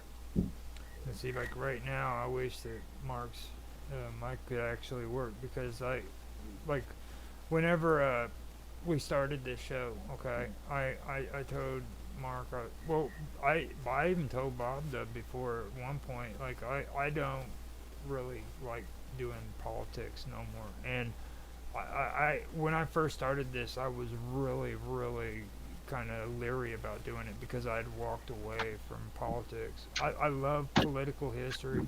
I love that they have some of the beautifulest writing that I've ever read in my life because I really love the writing, you know. But Mm. but I just don't like the political climate that we've had for quite a long time now. So I walked away from it, and I refuse to do it. The channel that I've got on YouTube is called the Praetorian, and I was doing politics on there, but I actually stopped doing it because it politics was starting to disgust me. And Mm. when we did this, we, it was under a clearer understanding. We're not going that route. It's not going to be about bad mouthing political parties because I'm against them or you're against them. It's going to be about serious issues. You know what I mean? Mm. And that's basically how we've been doing it. And I really love this. You should see how many people we've actually had on here. We've got you on here now within the vacuum. We've had what's not Nick? Yeah, that was Nick. What was his name? Nick or Bob Dub? Nick from Naroki. No, freaking Vince's partner. You and Vince. Oh, Julian. Julian. Julian. Yeah. We had Julian on here. You've been on here. So is freaking Otto. I mean, Yep. Otto. and we've had so many different people with different viewpoints, and we've had great episodes of this stuff. So don't be discouraged just because we're talking about politics, okay? I mean, Oh yeah, no, definitely. because we're not. Well, we are crazy. Don't get me wrong. Mark's the worst out of all of us. No, I've been involved in politics as well, because many of my friends are from well, I ended up hanging out with a lot of students of politics from Hmm. the university. So yeah, I've been involved a lot into the national politics, but like as an observer, right? Hmm. That Mm. I've been looking the thing like really close, and I think I've learned pretty much what's the what's the deal with that. And Yeah. yeah, that's Mm. why I'm Mm. telling you, like, oh no, I don't pay attention to that. It's just Mm. I think that what you're saying, but right at the beginning of the show today, we were talking about the difference. Well, not the difference even. We were just talking about classical conservatism and how it relies on practical reason and not theoretical or abstract reasoning. And I'm thinking here that's kind of what you're saying within the vacuum. You're saying, let's do it. Let's get in there. If it works, that's great. But let's not worry about theoretical stuff because, like, where does it really take you? Because it's to start the journey in an already made path in a way.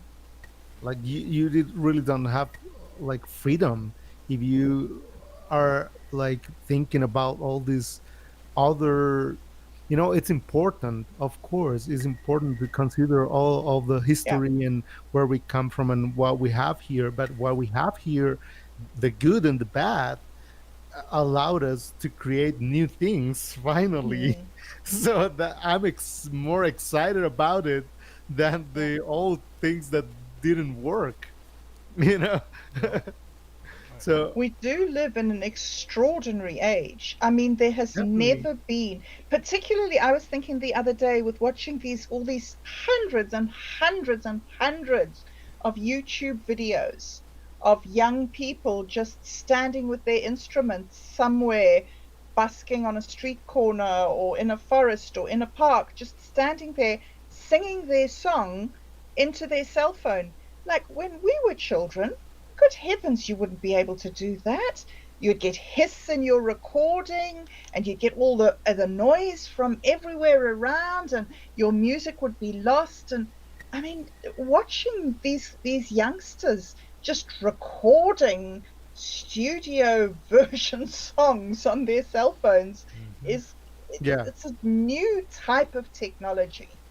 yeah, Well, yeah, yeah. well, within the vacuum, he if you watch some of his clips, he's a madman, dude. He gets it Yeah, going on right there with his laptop. He even shows a picture. He's yeah, got his laptop just sitting there, and he's just jamming out with his it's buddies, and they're doing that's quality shit. extraordinary. It's extraordinary. It's extraordinary. I You know? mean, do you remember Roger sitting with cassette tapes, Yeah. cutting the little bits that had got broken and putting them together with sellotape Yep. and rolling it up with a pencil? Yep. I think it's great to have all these toys and new tools to create, and it can make your life really easier when we're talking about production, music production, and everything. And yeah, kids making professional songs in their phones, but I wouldn't take from them the opportunity to learn an instrument, Oh because no. or to provide them with like knowledge about music, and the roots of it, like and Mm, all the magic that is behind, because it will help them to develop uh, other qualities, and also develop the both hemispheres of the brain, and it's good for you.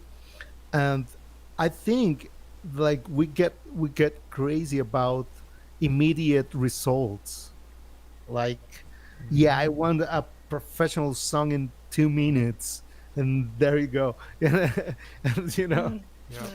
mm. And that and why is that? Who's pushing to to to give oh, it's content creation. I get it, I hate to give you you bad know. news there. Within the vacuum, you sounding like you got a little bit of conservative in you too. So Of just course. you know. No, I don't Like deny that. we were talking about this too right before you came in. All right, like, and I mentioned it. I was like, I don't like the idea of decisions being made right then and there. You know what I mean? Mm. Like, why does a decision have to be made right then and there on the spot because somebody needs a decision made? You know what I mean? I think if you take time and you think it through and then you come back and you give your decision, then you had time to really decide if it's a good idea or not. Well, I think it's the same. Is that this connection with the rest, Hmm. and and just I'm in a hurry because I'm acting on my own interest. Yeah. So I need it now because that's my, you know, it's the illusion of time and yeah, lack of perspective on that we are a species. Yep. And yeah, well, decision making is another thing. But yeah, like immediate results, that I get that when I go to the farm to my mother's and I clean up the and I pick up the eggs from the chickens. That's immediate result for me. But I don't apply that to art.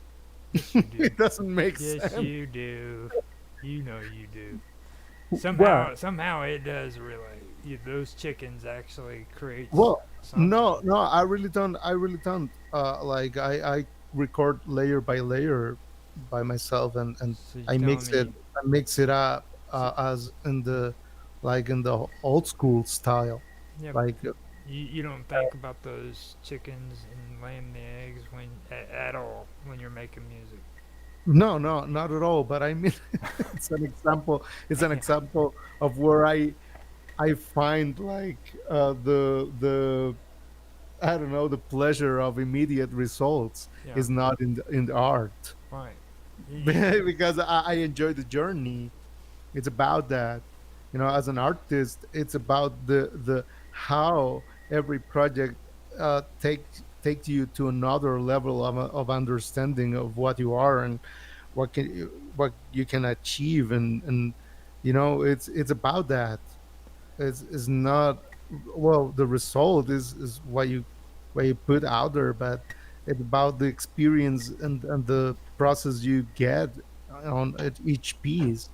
well, like the thing that I get when it comes to like decision making in humans is like whenever I was in Alcoholics Anonymous, I used to know this one guy. He was one of few crazy people, okay, that was in there with us, and he had this story that was a real good example, and I always try to use it when I can say it right. But like, he's like, imagine you going to a fast food joint, okay, and you're going into the drive-in or drive-through, and one day you're going into the drive-through, and you're in a hurry, so you get up there and you want them to take your freaking order, and you're having to wait behind like three cars. So you're upset because freaking you're having to wait for all these other people ahead of you to get a freaking order because you're in a hurry and you need to get it done, right?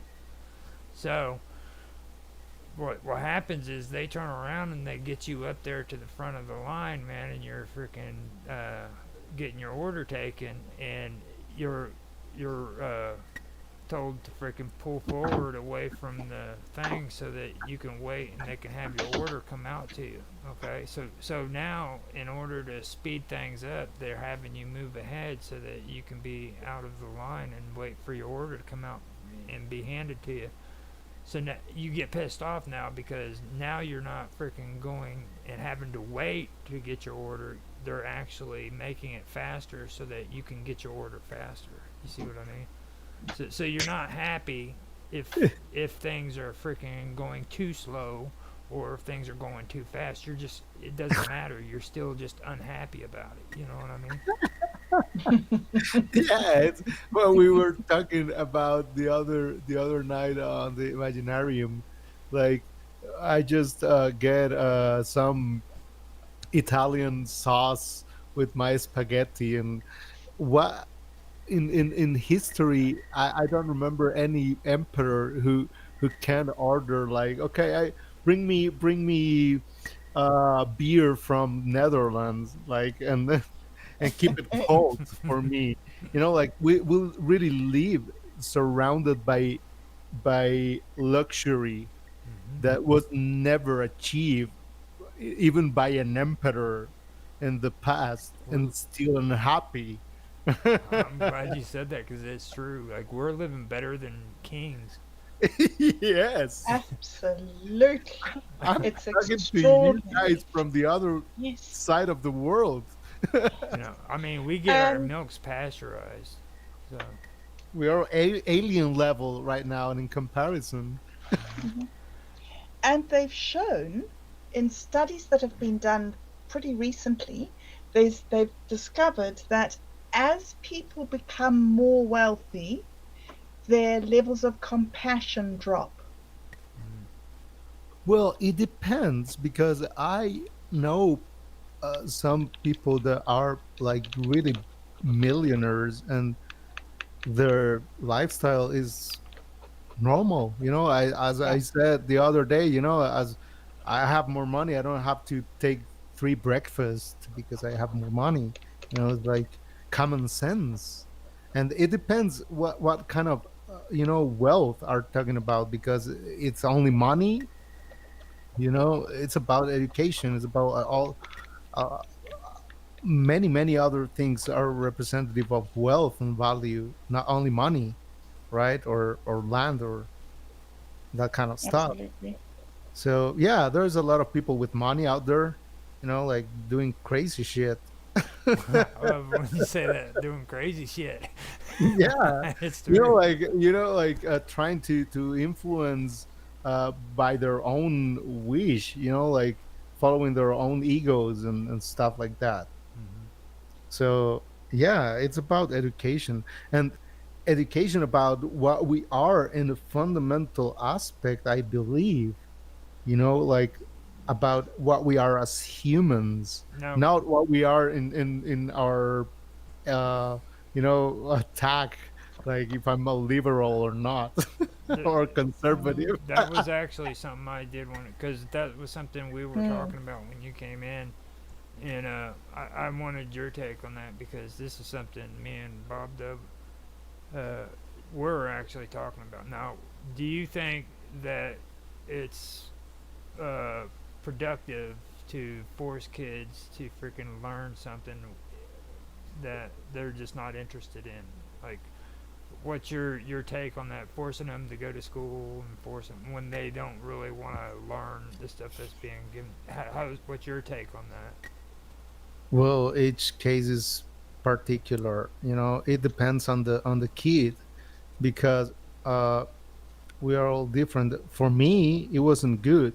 When I get to the kindergarten, I realized, like, okay, the day before I was, in the garden exploring. It was like my life to explore and then following the ants and studying their houses and stuff like that. Mm. Mm. And then I I have to go to this place and play what they are telling me to play and do whatever they are telling me to do. And I felt like, okay, this is I actually remember that was the first time that I got depressed in my life in Mm. kindergarten, because I felt like, okay, my life is, it's end. This is the end. Mm. I cannot. Why I should do this shit every day? Mm. And Indeed. so yeah, for me. But I looked at my other uh uh the other kids were doing very well, but it depends. Yeah, I think we should have the option to homeschooling uh the children. Yep. Yeah, that's the same thing Mark said. And I keep forgetting the fact that, like, they can do that now. Like, back in the day, that was hard to do. Oh Okay, yeah. like, you actually had to have a teaching degree if you even thought you could get away with teaching your kids at home. Homeschooling meant that the parent had to have a teacher's degree. Yeah. Period. There was none of this internet schooling stuff. So, like, sometimes I forget that it's not like that anymore. And I have the opportunity to went to university when I was 11. I got accepted at the University of Costa Rica, and it was really good because I realized really early that that wasn't the path for me either. Yeah. So I just, I knew it, so I had to look for alternatives, private Mm. and mentorships and other kind of options, because either they were offering anything that was a line of my own interest, right? I found it in other places, completely out of the greed. Hmm. Yeah, and Well, I have to practically set up my own program and my own research and investigation, and with the help of these friends uh, that are very wise and prepared. But yeah, it wasn't. There was nothing for me in the into the system of, or at least the options that were at the moment. yeah. Well, the reason why I brought that up is because I mean, we were having a good conversation about it, and like I did want your take on it. You know what I mean? Because like we've all got our own opinions about it, so I thought that was important to bring up to you too, because that was was a good conversation when we were talking about it. So I didn't want to forget you on that part. Yeah, I think there's certain fundamentals that everyone should know, right? Like Hmm. basics, the basics. But after that, uh, well, I personally believe that uh, the child should lead uh, his own program with the interest, with what calls his attention, Hmm. and every day, you know, like, because kids are like that, you know, like they paid attention to these and that, and it's about exploration of the world. Is not about learning these to become the right machine that the systems need. Well, I'll tell you what, we've come to 2 hours and everything. So before we go, I'm gonna ask you guys if you could kind of give yourself your uh, give you. Oh man, I'm having a brain fart now. Can you guys kind of give everybody a place where they can maybe get in touch with you, or where they can watch your videos and things like that? Start with Bob Dub. Thanks, Roger. Okay, so I have a YouTube channel which is called Bob Dub. Also on Rumble as Tiny Baby Kangaroo. But my home is minds.com. So if anybody would like to talk to me, I'll be on minds.com, also as Bob Dub. Yeah, thank you very much. And Roger, thank you so much once again for the privilege of being involved in these fantastic conversations. I think that this is offering us an opportunity to share information at a level that just doesn't really exist very much in society. So it's a real privilege to be able to come here and have these talks with you guys. I'm So thank you. I'm glad that you're here too. Now, that that's not the end of it though, because we got to get some information from within the vacuum. And he's got cool stuff. He's not. He's got stuff that's way cooler than us. Oh yes, he does. Uh, He's so cool. thank you, Roger, for the space, and yeah, it's important. I love it. I cannot talk about these topics anywhere, so I think it's really important to have these spaces to analyze from different perspectives, for sure. And yeah, as well as Bob, you guys can find me at minds.com, as within the vacuum, and here and on X, and also YouTube. Everything is within the vacuum, so will be easy to find. And yeah, thank you, Roger and Bob and Mark. No problem. And since Mark isn't able to represent himself right now because of audio issues, Yeah. I'll mention he's on minds.com too. You can find him on minds.com as Medworthy. You can also find him on Minds Chat. He goes by Mark Edworthy, but Medworthy is what he does on Minds. Um, you can find me and him both on Skype for Tech Talk, and also for well, this Roger's Realtime Talk Show host or event, and Bob Dub is on there too, I believe, aren't you? On where, Roger? on Skype. Oh, I could be. Yes, I'm on Skype. Sorry, forgot. So Yes, we're yes. we're on And a there. bit on BitChute and Odyssey. I don't really know where I am. You're everywhere. You're Like a everywhere. rash. That's one thing I learned about all of you guys. You're everywhere. I think the only one that doesn't have like a whole bunch of places to go is Mark. Like he's the only one. Like that's Right, it. yes. Yeah. Like, He's focused and concentrated. yeah, he is. So with that, I am going to go ahead and end the stream and say thanks again, guys, for being here. This was great. Thank you, Roger. Thank you very much. And thanks, Within. And sorry you weren't around, Mark, but thanks also. Yeah, thank you. Bye, guys. Bye bye.